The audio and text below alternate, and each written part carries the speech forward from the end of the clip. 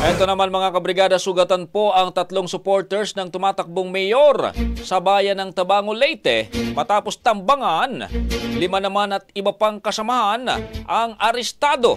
Brigada Jason Del Monte, ibrigada mo. Brigada Live Report.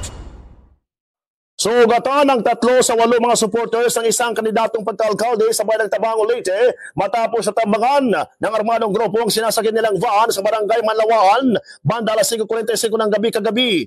Ayon kay Police Captain Anthony Ray Amora, officer in charge ng Tabango PNP, kinilalamang sugatan na sina alias Arnold, Tibor at Boy, samantalang inaresto naman ang 5 nilang kasamahan na sina alias Freddy, alias Jerry, alias Mesias, alias Paul at alias Fernando matapos makuhanan ng 5 baril. Nakilala naman ang mga suspect na sina alias Tichoy, alias Andy at alias Tuko na pawang residente sa nasabing lugar at naumano ng katugaling mayor. Itong mga tao is mga mga supporters.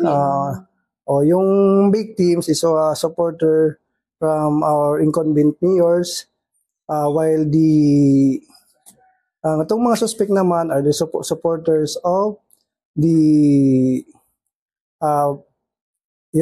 itong katapat ng atong incumbent mayor. Tapos mga tao rin ito ng isang barangay official.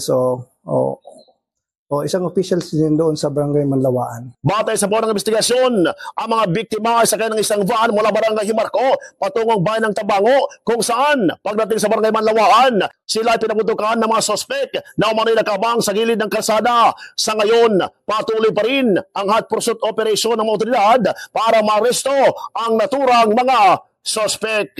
In the heart of changing lives, para sa Monday 2025 midterm election special coverage. Ako, si Brigada Jason Del Monte ng 93.5 Brigada News FM Tacloban, the Music and News Authority. Ang bahaging ito ay hatid sa atin ng Drive Max Coffee. Ligayang tuloy-tuloy.